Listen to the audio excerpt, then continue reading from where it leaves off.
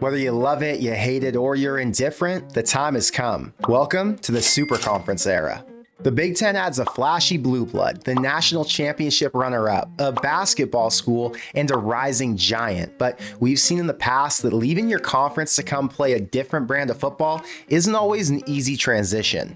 Regardless, it gives fans more variety. Players have a new opportunity to build their brand in other markets, and with the new playoff structure, it gives all of these teams a better chance at becoming a national champion. So today, we'll talk about how many Big Ten teams can make the playoff in the new format, and I'll give you my way too early rankings for all 18 schools in the conference. But what's up, guys? I'm Connor Hayden, and this is Corn Crazed. If you're a fan of Nebraska or the Big Ten, make sure you hit the subscribe button so you don't miss any of the content I drop. And if you think the Big Ten gets at least 3 teams into the playoff, hit the like button to help us get to 1,000.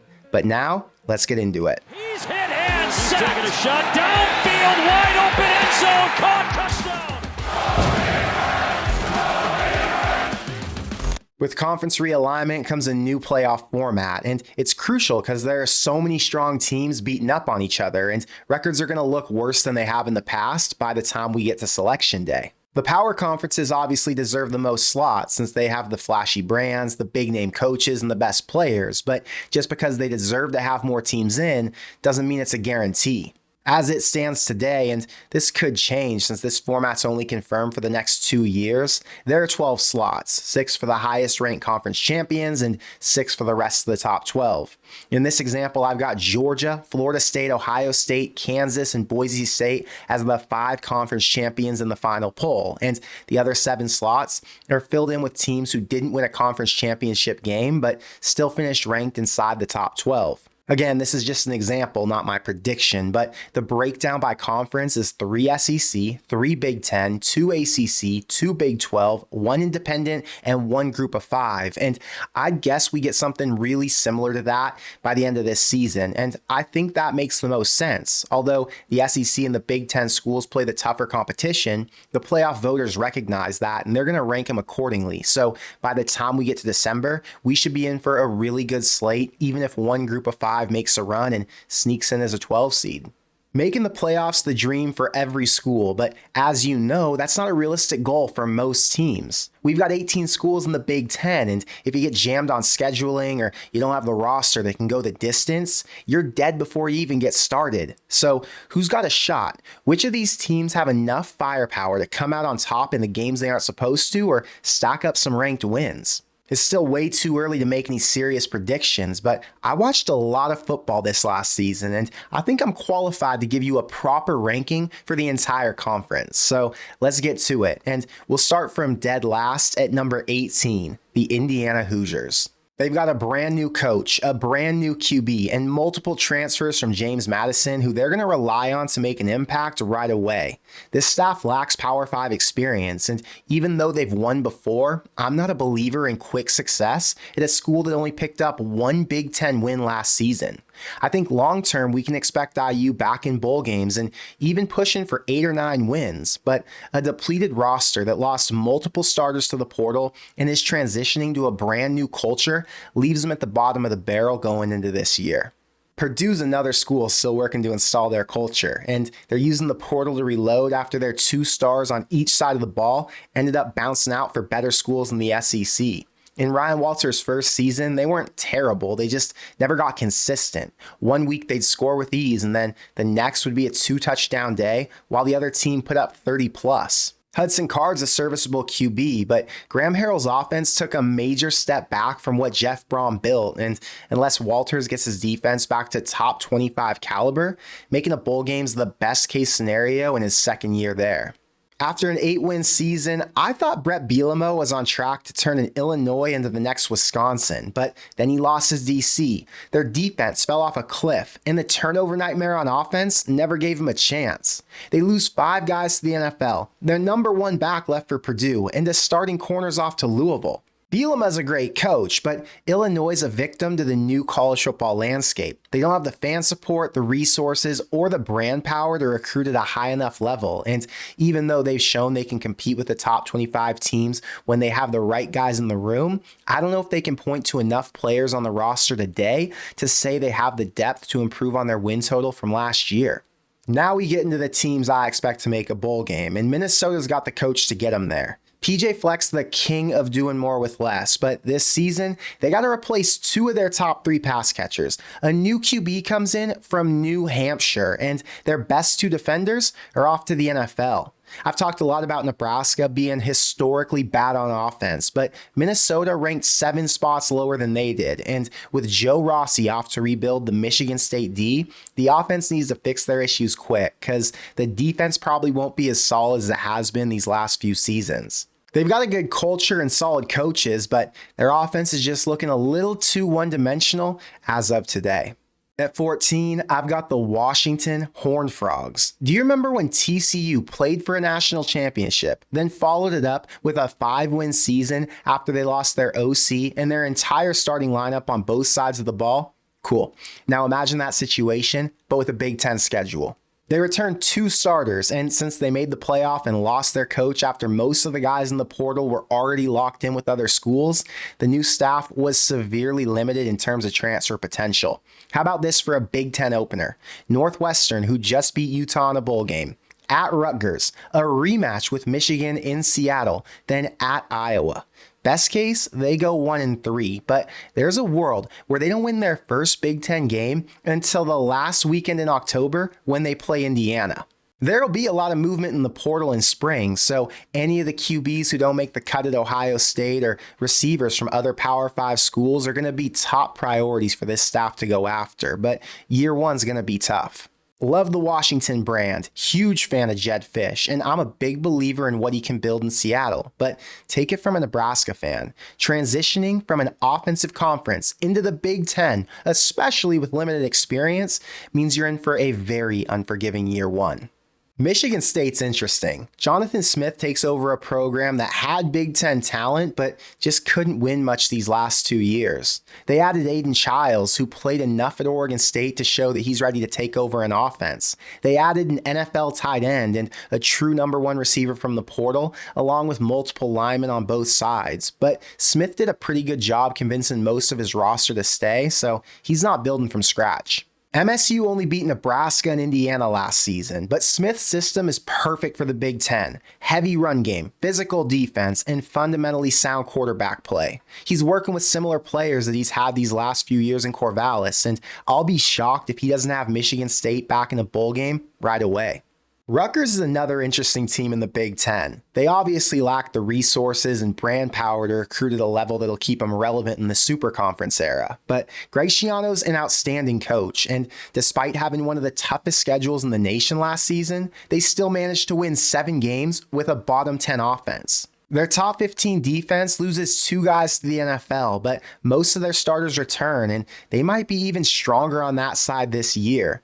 The issue for the offense was the bad QB play. Kaliak Manis wasn't great at Minnesota, but he didn't have as bad of a turnover issue as Wimsatt did, so pulling him out of the portal is a big win for an offense that needs a game manager who can protect the ball and let their 1,000-yard back carry the load. Finishing 7-6 was the best Rutgers has done since 2014, and with so many key pieces back in a schedule that doesn't include Oregon, Michigan, Ohio State, or Penn State, they've got a legit shot to win 9 games. At number 11, I've got Maryland, who's gotten better every year under Mike Locksley. They lose one of the best QBs in the Big Ten to the NFL, but MJ Morris comes in from North Carolina State, and he returns 3 of their top 4 receivers from last year. The running back room's intact, but the O-line's in rebuild mode with portal pieces, and they're going to need the defense that finished 30th nationally last year to play at a high level to keep them in games when it's hard to score on teams like Oregon, Iowa, or Penn State. I thought about ranking them behind Rutgers, but after a good season with their new co-OC setup, I think they're in position for an even better year 2 now that they know their personnel. UCLA's coming off a big bowl win over Boise State, but their 8-win season's got to be credited to their top 10 defense that was loaded with NFL talent. USC stole their DC, and as soon as he left, so did their best DB. Add in that at least 6 other defenders are leaving for the draft, and you'll have a hard time finding a reason to get too excited about Chip Kelly's transition into the Big Ten. UCLA lived in the portal last year, and they had success because of it. But the question is, can they add enough to replace all that they lost, or is that just the price you pay for the quick fix? The good news is Ethan Garbers is going into his 4th year, and they bring back his top 3 targets at receiver, plus Rico Flores, who went for 400 yards as a true freshman at Notre Dame. And even though they were bad, the O-line returns 4 starters, so if the staff can find a way to get them on the same page, this offense has a much higher ceiling now that they've got a defined QB1 and a ton of talent around him. At number 9, I've got Northwestern, who was one of the biggest surprises in college football with their interim head coach who won his way into the job. They ended last year on a 4-game winning streak, taking down Illinois, Wisconsin, Purdue, and Utah. And now with Braun prepared to build the team his way, they go into 2024 with an experienced QB, 3 returners on the line, and 2 of their top 3 running backs. Braun's background is defense, so even though he loses 5 starters on that side, we can assume they'll still rank in the top 40 nationally. Northwestern's never been built off superstar players, but their model works, and this new staff's picking up right where Fitz left off. I don't think we'll ever see him play for a championship, but this is the definition of a disruptor, and I won't be surprised to see him knock off a top 10 team any given Saturday. To the casual fan, Nebraska's still Nebraska. Stupid mistakes, embarrassing end-of-game antics, and high-profile players with no clue how to win. But to those actually tapped into what Matt Rule's building, Nebraska's a sleeping giant. Their defense that finished near the bottom nationally in 2022 ranked in the top 15 under new DC Tony White in his first season. And now going into year 2, they returned 10 starters, and they replaced their major loss with a proven starter from the portal. On offense, they were awful, but let's be real. It's hard to succeed when 4 of your top 6 weapons go out with season-ending injuries and the quarterbacks can't catch a snap. Now, one of the top QBs in the country gets his chance to rewrite the narrative. They added 2 starting receivers from the portal, the starting guard from Florida, and a Big Ten style back from Oregon who's ready to contribute day 1. Sleep on him if you want, but I'm telling you now, if Dylan Raiola is just serviceable, this team can win 9 or 10 games. Our sponsor today is Character Chronicles, where you can find Nebraska football and Big Ten content all year long from a former player who's been making content for almost 10 years now. The Character Chronicles YouTube page has tons of interviews and breakdowns, and if you head over to characterchronicles.com, you'll find Adam's Big Ten show and all the other appearances that he makes throughout the week. You can click the link in my description box below or just search Character Chronicles in the search bar above to subscribe to their channel today. At number 7, I'm rolling with Wisconsin in year 2 under Luke Fickell with a new QB in Tyler Van Dyke, 3 returners on the O-line, their number 1 receiver, and Ches Malusi back for his senior year at running back. It wasn't a pretty first season, but they hit 7 wins and they handled the awkward change on offense pretty well. Their defense adds multiple studs from the portal, and this staff's proven before that they can win once they get the right personnel in place. The tough part about year 2 in Madison is the crazy schedule. Alabama, Penn State, and Oregon all visit Camp Randall, but Wisconsin still has to go on the road to USC, Iowa, Northwestern, and Nebraska. So yeah, their record might not look great at the end of it all, but this team has the system in place to be a problem if they get hot. USC is another hard team to rank here. I honestly have no idea how they'll adjust to the Big Ten. If you watched the bowl game against Louisville, then you saw a bunch of backups tear it up after half the team opted out for the NFL or the portal. And if Miller Moss wasn't just a one-game wonder, he'll have the potential to be a top 4 QB in the Big Ten next year. The question we all have is how fast can they fix the defense? Because you can't be successful against Michigan, Maryland, Penn State, or Wisconsin if you can't tackle or stop a heavy run game. So D'Anton Lynn's going to have his hands full trying to build something similar to what he had at UCLA last season. If all goes well, they have the chance to make a statement against LSU and Michigan in the first 3 weeks. But even if they drop those first 2, the schedule gives them a favorable path to the first Big Ten championship game. I feel like I need a shower saying this, but I like Iowa at number 5 on this list. It's become clear to me that Kirk Ferentz is pissed off at his AD for demanding more out of their offense, and instead of doing what's right for their fans, he's being an asshole and he's refusing to make a hire at offensive coordinator since he doesn't want to do anything productive or positive on that side of the ball. Even if they do finish dead last in the country again, the punt to win and play elite defense should work against their extremely easy schedule. And outside of their visit to Columbus, they might not have to face a single top 25 team all year. They've got NFL players on both sides of the ball, and because of their history, I don't need to look too deep to know that they're going to be in the hunt for the Big Ten championship, even though they can't win it, just like they have been every other year. Michigan at 4 might come as a surprise since they just won it all, but I think they'll lose their DC to the NFL with Harbaugh, and only returning 2 starters on offense and 4 on defense means they're going to take a little bit of a step back. Still, Sherrone Moore is going to be a solid coach to lead Michigan since he's worked under Harbaugh for 6 years now, but this is absolutely a rebuild year with 8-win expectations. Unlike Washington, Michigan's depth's played in Big Ten games and understands what it takes to beat the best teams. So I still think they're a strong contender in a dream scenario. I just can't put them ahead of the next 3 who are obvious title contenders.